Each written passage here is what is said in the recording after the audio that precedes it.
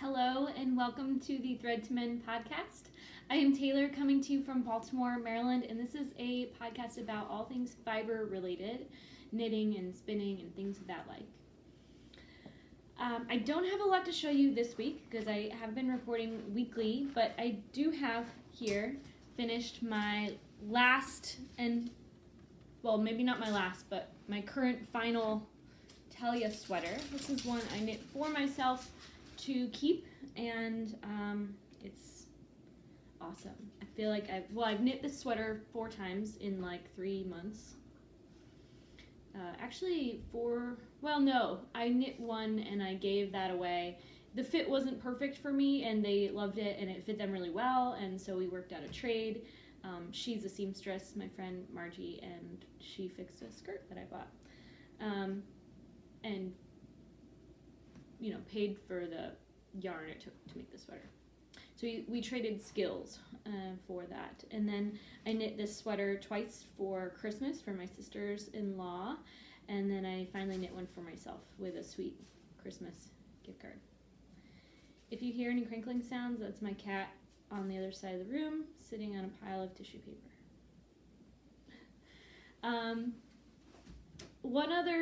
I have 2 projects that are in progress. The first is I started sewing my metamorphic dress, and I cut, these are 2 separate pieces. I'm just going to hold it upside down. I cut the pieces out I've cut all the pieces out of the 2 colors of linen, and I serged the ends. Actually, I don't have a serger, but I used the serging stitch on my machine. And this is partially finished because this machine is new to me. It was given to me by a coworker who no longer used it. It was part of her old business, and it was something that was just taking up space in her home. It's a Viking, it says Viking Scandinavian 300. I haven't really looked up the details to it online, but it had just 1 bobbin inside the machine. Oh my goodness, you know what? I bet there's a box of notions somewhere that she gave me that has all the bobbins in it. Because certainly she gave me bobbins. Wow, okay. Anyway, I was sewing this project and I had 1 bobbin that I knew of, and I needed a different color thread for the other linen. I guess everything except maybe the bottom hem on that dress would be hidden if I used the black thread on a khaki fabric, but I just wanted it, I didn't want anything to show through weird, I don't know, so I just put that on hold, and it was towards the end of the day. That day I was sewing, but I was also like purging my basement, and it was like a weird day of standing up and like walking around and going upstairs and downstairs, and it was sort of an all-day affair. So I put that on hold. I also got to the portion of the pattern where you do a basting stitch and then you cinch it so that you create ruffling or whatever, cinching. I don't know what the terms are. I'm not really a seamstress so much, but I was like, yeah, it's too late for me to really approach this clearly in mind right now. So that is probably going to wait till next weekend. I ordered my bobbins on eBay. They were crazy cheap, and as soon as I bought them, I realized they probably won't ship till like February 15th, but then I got a notification immediately that they shipped, so who knows if that's real. I don't know. You know how things are sometimes. You order something and then you're like, oh wait, it's coming from China, and then it takes like a lot longer than anything else, which is fine, but bobbins are on the way. I know that if I do have any other bobbins, they're probably full of like embroidery floss, because this is an embroidery machine as well as sewing machine. I don't know, maybe I could try embroidering fun stuff, but I'm not sure if I'm going to do that for a while. So that's one work in progress started this weekend. The other one is here It's a bobbin of singles.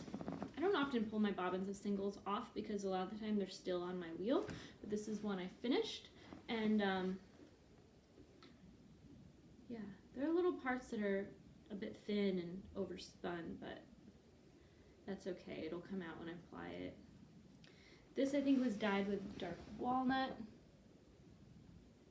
Maybe to focus. But it's lighter. So another thing I did was I caked up the 4 skeins of yarn I spun previously for a sweater project. So this is a sweater spin.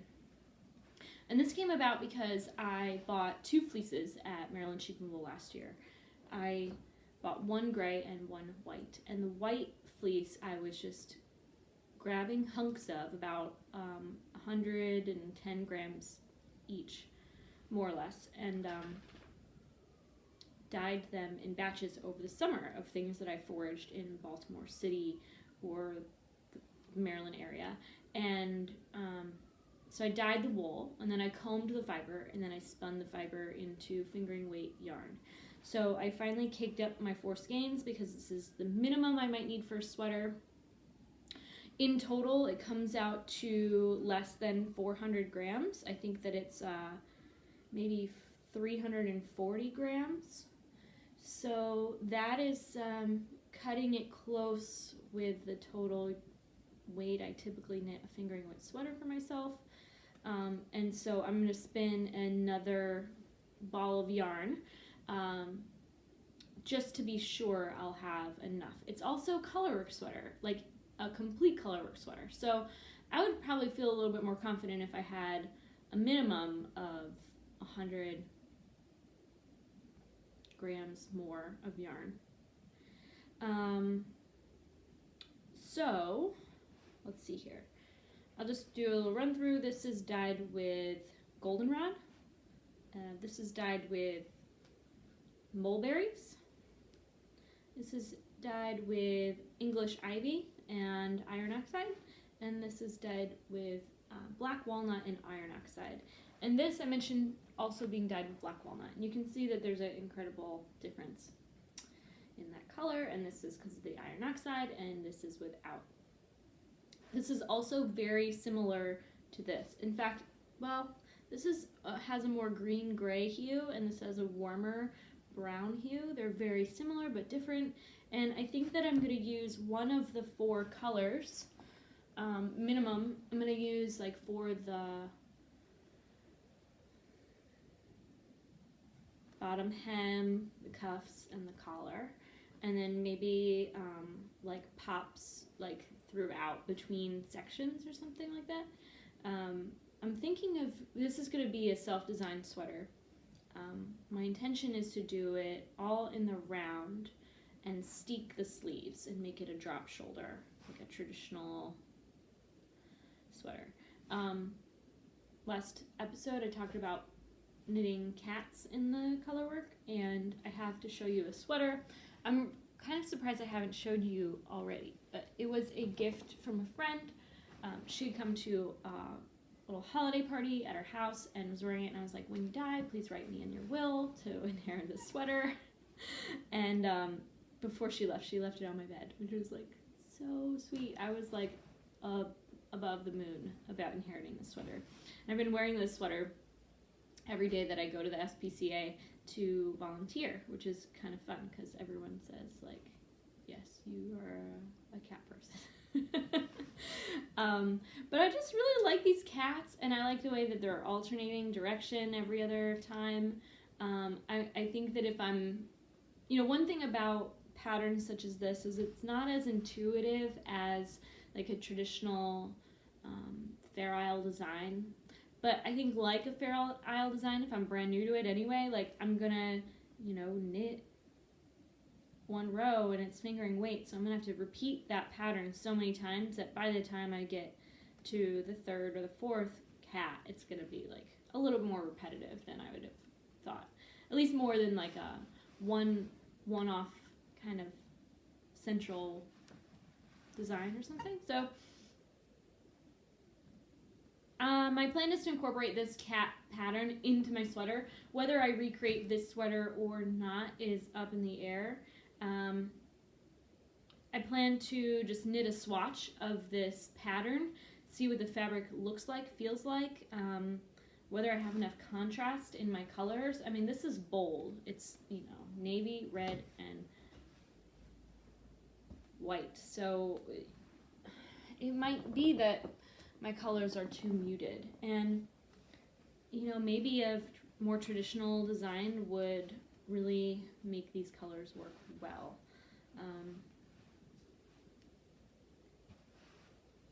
Yeah. So I'm like really proud of these spins.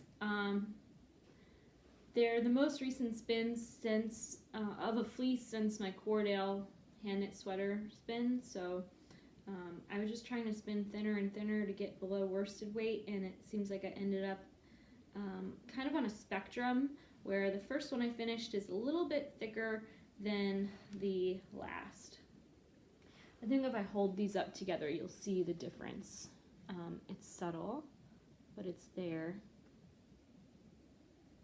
And I think it'll be okay for the color work. You know, these colors might not be, I'm not sure. They will maybe be together. I don't know. But I'm still spinning for it, and I'll knit that swatch of the cat, and then we'll see about other designs. There's so many beautiful Fair Isle designs. I haven't even considered what I might choose. There's that.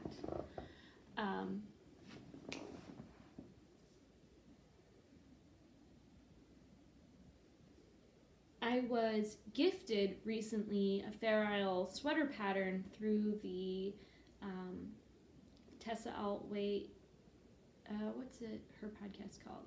It used to be called the Interim Knits Podcast, but I think she might have changed her name to Tessa Knits.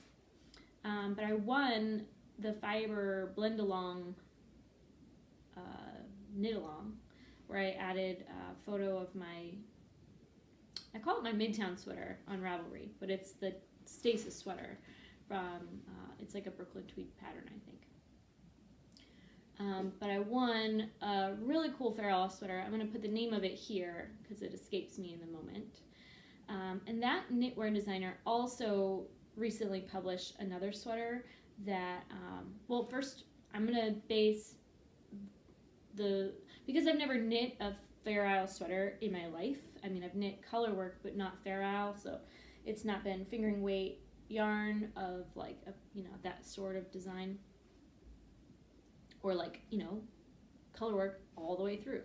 I kind of need a gauge for how much yarn do I need, how many stitches might I cast on, you know, what are the dimensions versus like their gauge and my gauge.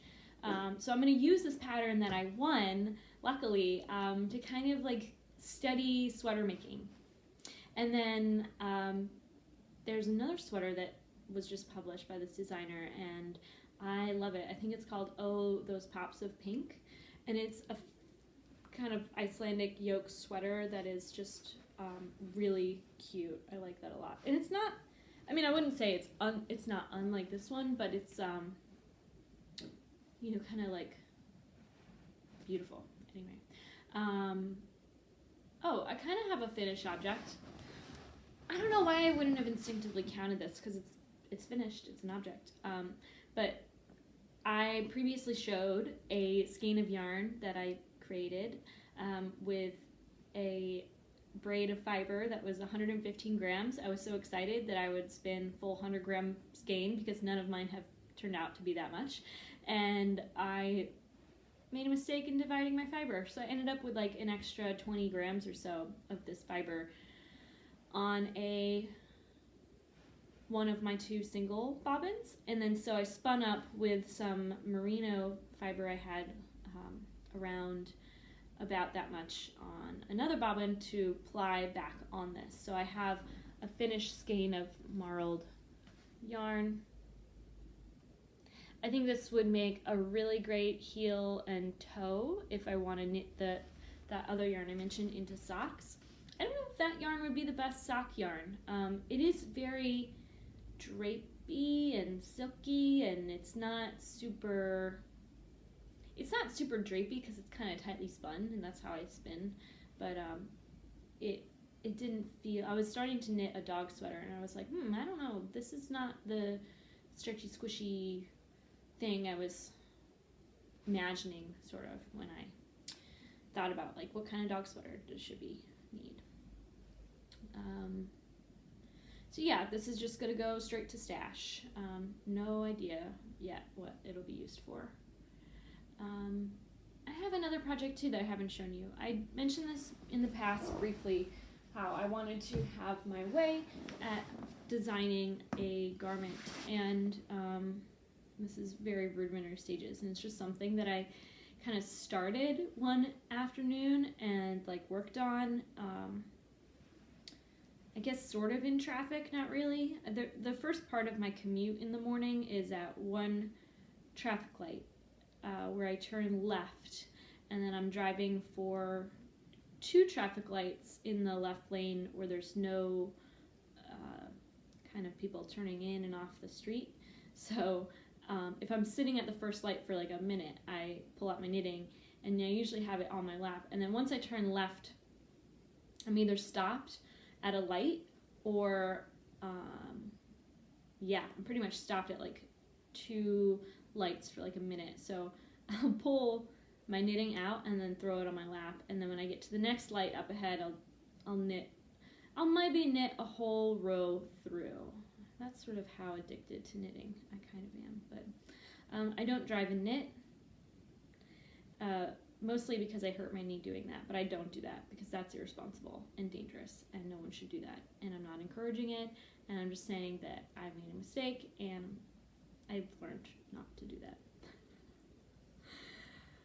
Don't save your hate comments about the knitting and driving. I'm just, we've all made mistakes. Knitting at stoplights is a slippery slope, and that's all I'm going to say. So if you're thinking that's a good idea, just make sure that you realize it's a good idea to put it down also. Mostly talking to myself right now, but this is just a tube of fabric, and it's something right now because I finished this sweater. I'm like, wow, it's like I tell myself I don't have anything on my needles, and I'm like, wait a second, Taylor, you do have this on your needles, and that brioche shawl, which I keep telling myself is too cerebral to knit on. I'll pull that out today before work and just get my hands back on all my knitting that I've started. I also have a crochet blanket that I've been working on for a long time you have not seen a part of, because it is a hexagon blanket, and so it's a ton of little pieces, and I'm not capable of pulling that out and lifting it up and showing it to you.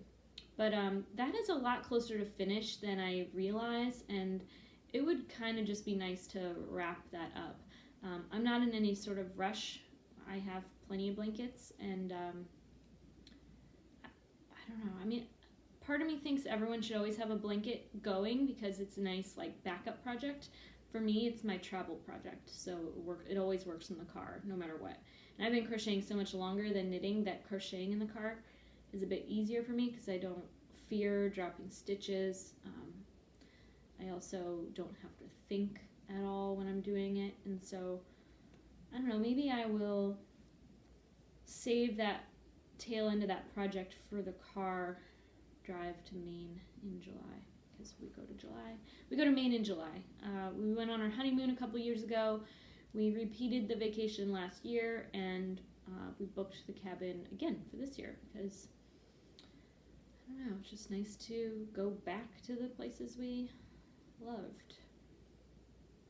I'm very lucky that I get to take that vacation once a year. I don't know, it's just nice to get onto a mountain, picking blueberries. I've turned into a bit of a rambler, and why I'm knitting while recording, I don't know. This just wanted to be knit. This is Good Karma Farm yarn. This is the only skein of yarn I bought at the Maryland Sheep and Wool Festival last year. I bought 2 fleeces, and every festival I go to, which is only 2, it's the Maryland Sheep and Wool and Rhinebeck Sheep and Wool. Each time I'm at one of those two festivals, which are almost 6 months apart, I buy my 6-month supply of bar soap. So that's like a big purchase for me. It's what I use, and it's where I buy it. And in the moment, it feels expensive because I probably spend about $50 on soap. But the fact that I don't buy soap for 6 months, it's like, I'm sure people buy, $10 bottles of soap that last 1 month. So I don't know. I'm curious to know whether people actually spend money on soap. But it's something I need, and if I can replace something I need on a daily basis with something that's handcrafted by someone, contributing to this community of sellers, then I'm all about that. And it smells good, and I like it. So 2 fleeces, soap, and this skein. And I'm not gonna say I regret buying this skein, but it's like one that I feel like I just want to use as an undergarment or a prototype. I think it was like a $16 skein of yarn, and I was like, I have $16 left over in my pocket. And then I bought it, and then I was like, why did I just do that? I do know why I just did that. Good Karma Farm is one of the few sellers of a fingering weight yarn that's not superwash. And let me rephrase that and say Good Karma Farm is one of the affordable sellers. Not to say that other yarns are unaffordable, but I'm reluctant to spend $30 on a skein of amazing fingering weight yarn. 16 is a little closer to my price range. And since going to this festival, I discovered Wool, which is another amazing yarn provider that sells $16 skeins of fingering weight. So I don't know, I just like to be a little frugal, especially after spending like 3 low figures, but whatever, over $100 a piece on a skein. It's like, well, I can't believe I just did that. But it is something that occupies me all year long. So if I really think about the time spent dedicated to that fleece, it's a pretty affordable toy, I think, compared to some. I digress. This is just a tube of fabric that I'm knitting into a little bralette top. I'm thinking of doing short row shaping for the front, and then I'll probably make it spaghetti strap with an I-cord for the strap, like maybe a 3-stitch I-cord. I don't know what that'll look like on such a fine yarn. I've done a 3-stitch I-cord with DK or fingering weight yarn, and that is like a substantial strap. So maybe it'll be 4 stitches, maybe 5. Let's see. Yeah, I'm not sure. Anyway, yeah, I think when I said I kind of regretted buying this, I just realized it's kind of a variegated yarn, and I'm not passionate about variegated yarn. But it's interesting, It's not self-striping, but it has pooling of striping. And maybe if it were a sock, it would have more self-striping. This yarn is a blend of wool and merino. I don't think I have the tag to it any longer. I don't know if it even had a tag.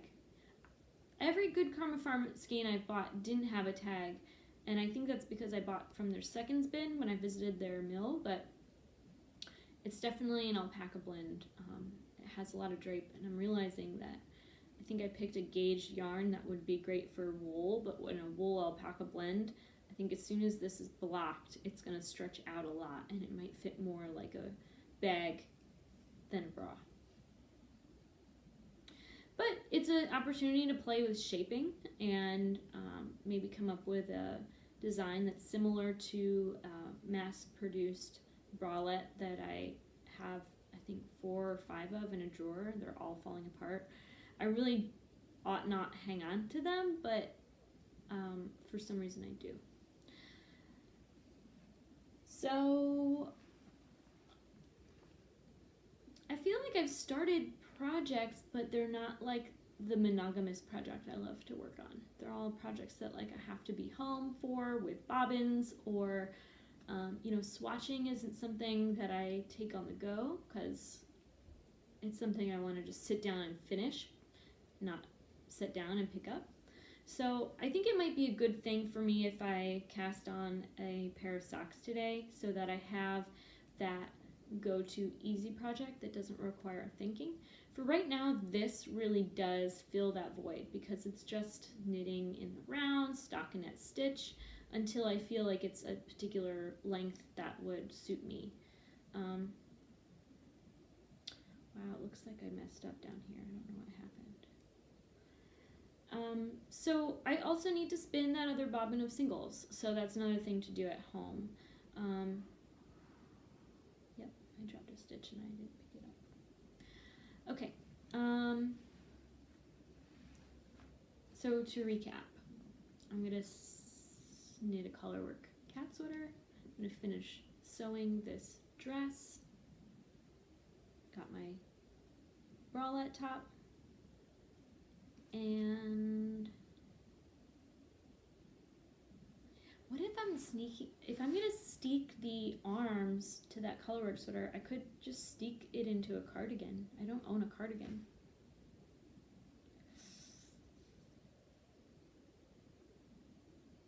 Okay, vote. Should I make a colorwork sweater or colorwork cardigan? Cat cardigan. Yeah, let me just go run and grab the yarn I want to knit for my socks. Okay, I'm back.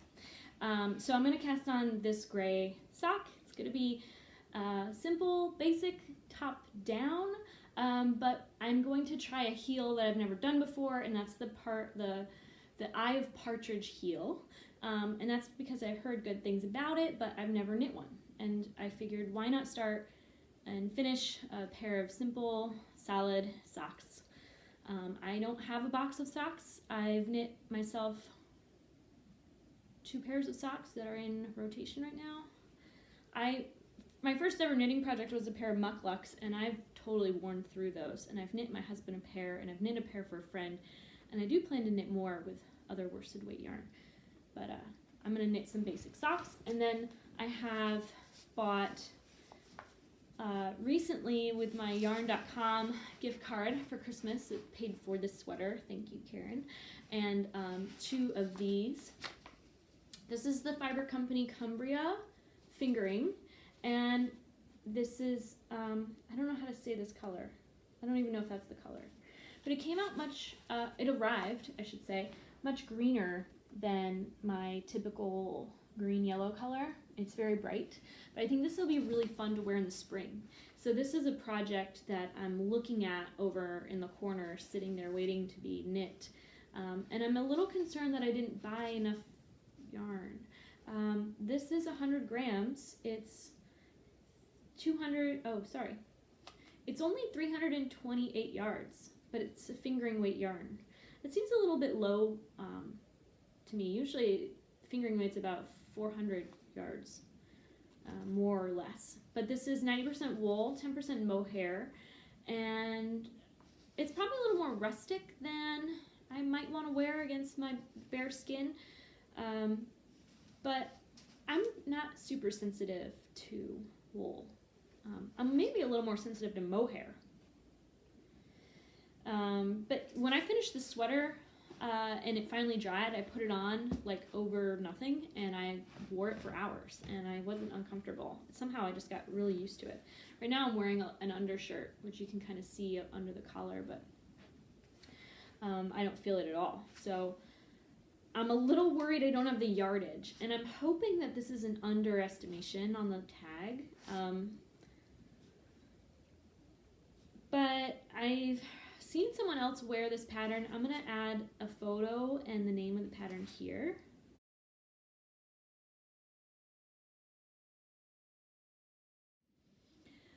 I saw someone wearing this saying it's a little shorter because I only had 2 skeins, and I don't know what yarn they used, but if it's a little shorter, then that's fine. I'm probably gonna wear it over top of my tank top dress. It's a little t-shirt, crop t-shirt. I think that'd be really cute. Or I might wear it over top of, I don't know. I think that would be really cute. A little t-shirt over a dress. So this I grabbed while I was reaching for that yarn because I was like, ooh, this would be a really great fun think a little bit project. Maybe I'll reward myself with casting this on when I finish my brioche shawl. And this would be a nice kind of side project to that fingering weight colorwork sweater if I can't take that with me anywhere. I always pack a project in my bag because it is a safety blanket for me. I think I'm a little fidgety and I like to knit, and I fear that I might find myself like stuck on the highway, which happens here. Like people sometimes get stuck for hours or like 40 minutes. Or if I got stuck in an elevator. I don't even take the elevator at work, but one time someone got stuck in it and I had to help them and call 911. And I'm just like, I need my knitting in my bag every time I leave the house. Yeah. I think that I've shown you everything I can this week. I look forward to seeing you again soon, and thank you for watching. You can find me on Ravelry or Instagram as Taylor E. Owen. And I hope you have a great day. Take care.